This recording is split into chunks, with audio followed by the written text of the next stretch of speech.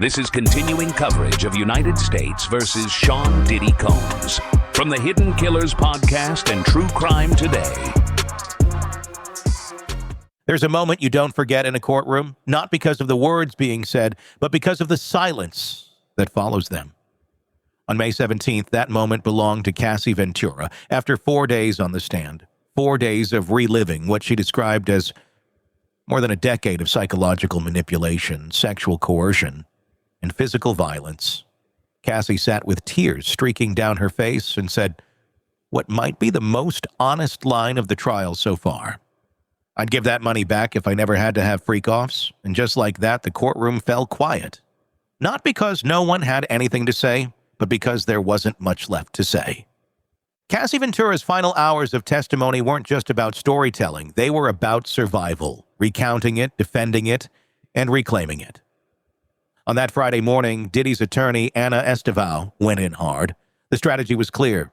Reframe Cassie's past not as one of coercion, but of consent.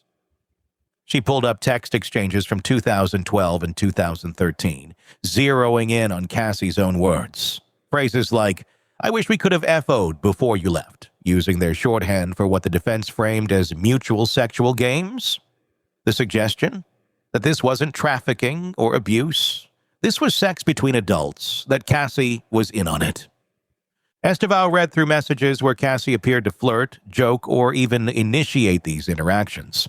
She implied that Cassie wasn't a victim at all, but a willing, even enthusiastic participant in the very activities she now claims were traumatizing.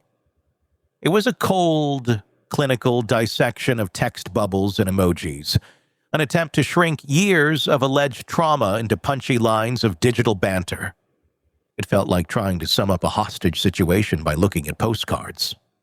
Then came the deeper cut. Estevao argued that Cassie didn't just participate, she benefited.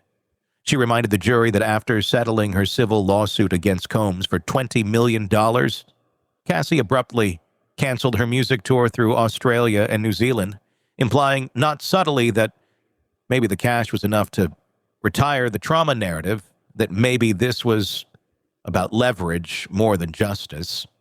Cassie didn't flinch at the accusation. That wasn't the reason why, she said plainly. No theatrics, just exhaustion.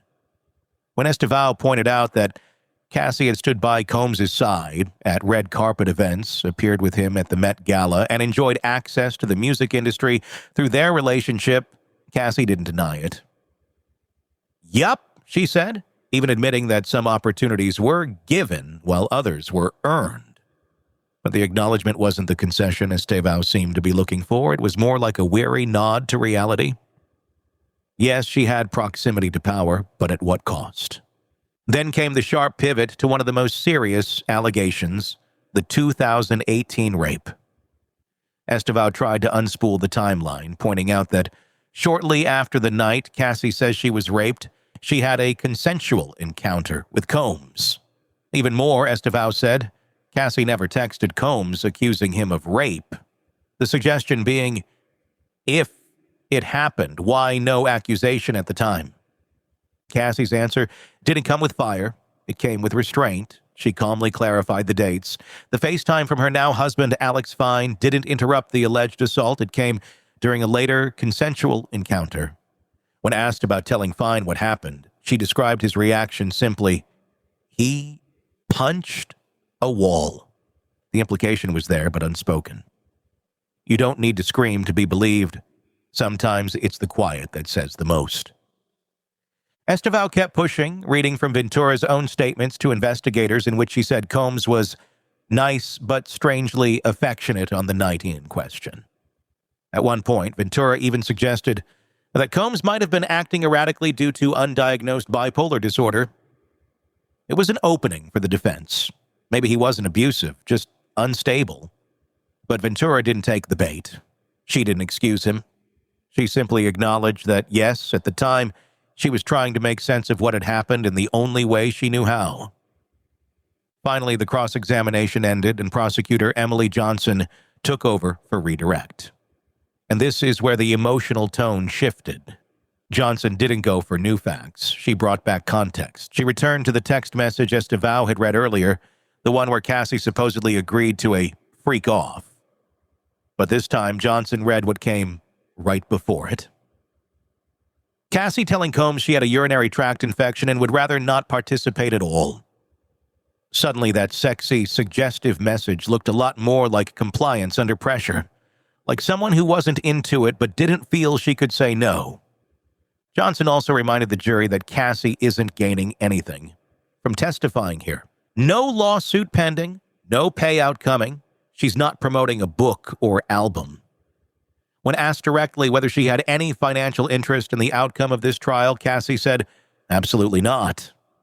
And that's when the courtroom began to shift, when the focus turned from text messages and settlements to something much harder to cross-examine: raw, human pain. When Johnson asked her if she had any doubt that Combs raped her, Ventura didn't pause. "No," she said. Then the tears came, and they didn't feel performative. They didn't feel tactical. They felt like what they were, the breaking point of someone who spent the better part of a week reliving trauma in public, in front of the man she says caused it. And then came the words that landed like a hammer. "I give that money back if I never had to have freak-offs," she said it while sobbing. Not as a soundbite, but as a truth that had nowhere else to go. Cassie went on to describe how those years made her feel worthless, how she felt like dirt, that she was stripped of autonomy, of self-worth, of the ability to say no and believe it would matter. By this point, she was almost whispering her answers. When DeVoe tried to ask a final series of questions in recross, Cassie, clearly drained, said, "My mind is a little all over the place right now." And no one blamed her. Judge Aron Subramanian finally released her from the stand. She stepped down slowly, pregnant, her hands clasped below her stomach. She didn't look back at Combs. She didn't need to. As the courtroom exhaled, you could feel the shift.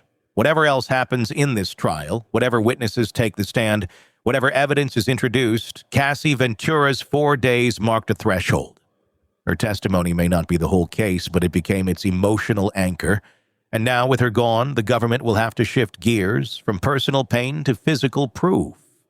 If the jury had spent the past 4 days immersed in Cassie Ventura's trauma, May 17th was the day they walked into the aftermath, the real-world residue of what she said happened behind closed doors. Because after all, the testimony about freak-offs, control, and power masked as romance, prosecutors gave them something they could see, touch, and quantify. And it started with a hotel room. Special Agent Yasin Binda of Homeland Security took the stand in the afternoon, called not to unpack emotions, but to present what was physically found during the federal raid of Sean Combs' Manhattan suite in September 2024.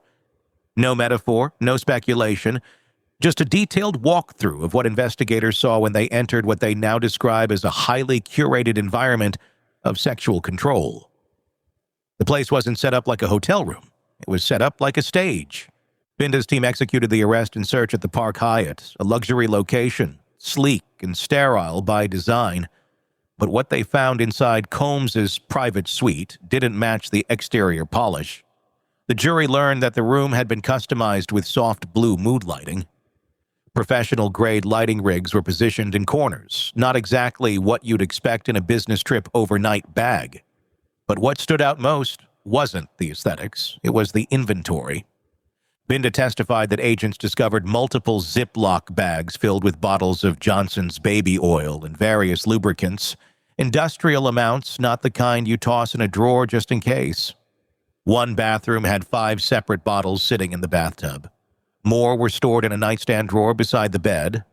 To the prosecution, it was a 1-for-1 match with Cassie Ventura's earlier testimony about what was kept on hand for the so-called freak-offs. Events she said she was coerced into, often drugged, sometimes filmed, and rarely given the option to refuse. And then there were the drugs.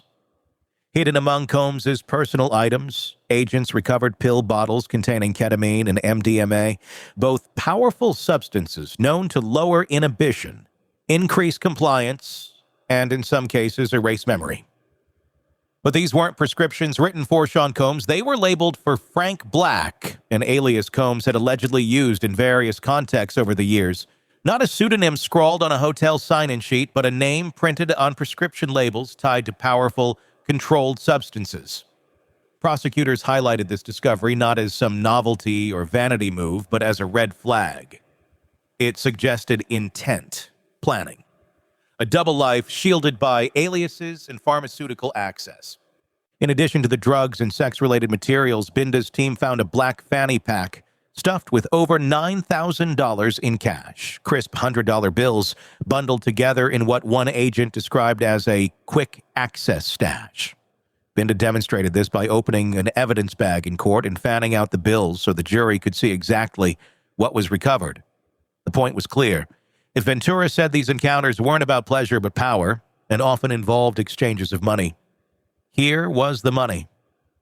Sitting in the room, right next to the oils and the drugs. Also recovered an external hard drive. No one, at least not yet, testified about what was on it. The prosecution hasn't introduced its contents, and no suggestion was made that it contained recordings of the alleged freak-offs, but its presence alone raised eyebrows. Why travel with a separate drive? Why keep it close in a hotel room that's already doubling as a personal dungeon? These weren't rhetorical questions. They were left hanging in the courtroom air. Agent Binda's testimony was methodical. She wasn't offering theories. She wasn't emotional. She was simply describing what was found during a court-approved search, and by the time she stepped down, she had quietly reinforced nearly every logistical element of Cassie Ventura's claims without once needing to reference Ventura by name. If Cassie gave the why, Binda had just provided the where and the what. But the prosecution wasn't finished. Just before the day ended, they introduced another voice, one who hadn't yet testified in this trial, but whose proximity to Combs dated back more than a decade. Singer Dawn Richard. Richard, best known as a former member of Danity Kane and later part of Diddy, Dirty Money, walked into court to give the kind of testimony that doesn't need interpretation. She didn't speculate on intent or emotion. She described what she saw. In 2009, Richard said she was at Combs' home in Los Angeles with Cassie Ventura. They were in the kitchen making eggs. It was, by her account, a normal moment. Until it wasn't. Combs came down the stairs in a rage, shouting about where his food was and why it wasn't ready. Then, in front of Richard, he allegedly grabbed the skillet Cassie was using and swung it at her head. Cassie dropped to the floor to avoid being hit, curling up in a defensive position. Richard said Combs responded by punching and kicking her while she was on the ground. The jury heard how the assault allegedly didn't stop there. Richard testified that Combs wrapped his arm around Cassie's neck and dragged her upstairs by her hair as she screamed. It was raw and chilling. But what stuck with jurors might not have been the violence itself, it was the aftermath. According to Richard, Combs acted as if nothing had happened. The next day, he invited her and another bandmate to his studio and offered what can only be described as a warped explanation. He allegedly said that what they saw was passion, that this was just how he expressed love, and then came the line that froze the room. He told them, "Where I come from, people who talk end up missing." That wasn't just a rationalization, it was a warning. Don't report what you saw, don't speak out, don't cross me. Richard's testimony brought something new into the courtroom. Independent corroboration from someone who wasn't romantically involved with Combs, who wasn't suing him, and who had no legal stake in this trial. It expanded the narrative. If Cassie had described a pattern of private coercion, Richard introduced the public violence that surrounded it. The defense unsurprisingly objected. As soon as the jury was dismissed for the day, Combs' legal team argued to the judge that Richard's account should be stricken. They said it was too old, too prejudicial, and irrelevant to the charges at hand, which center on sex, trafficking, coercion, and conspiracy, not domestic violence from 2009. But the prosecution fired back. They said this wasn't about isolated violence. It was about pattern, about a climate of fear, about how witnesses were controlled, silenced, and made complicit by force or by threat.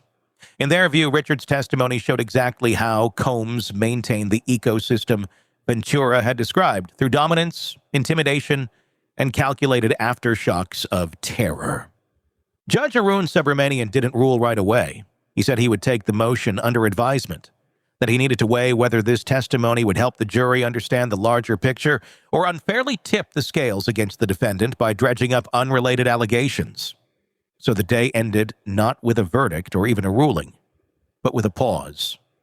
The kind of pause that tells you the next move could redefine the trial's momentum. The government had spent the morning grounding Ventura's allegations in physical space, hard objects, and seized materials. By the afternoon, they had cracked the door open on something even more unsettling. What happens when violence isn't just part of a relationship, but part of a system?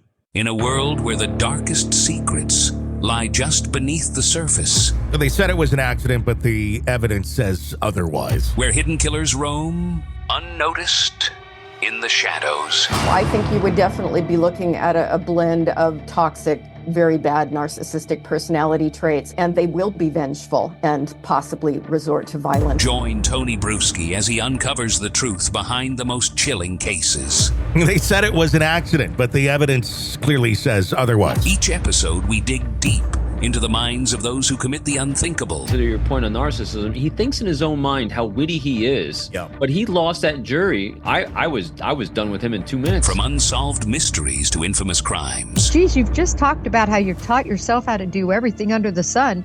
I bet you did a YouTube video, how to best kill somebody with a knife. Hidden Killers with Tony Bruschi takes you where few dare to go. How does someone with such a dark secret go unnoticed for so long? With multiple new episodes every single day. We're not just telling stories, we're seeking justice. Listen now on Apple Podcasts or wherever you get your podcasts. Just search for Hidden Killers with Tony Bruschi.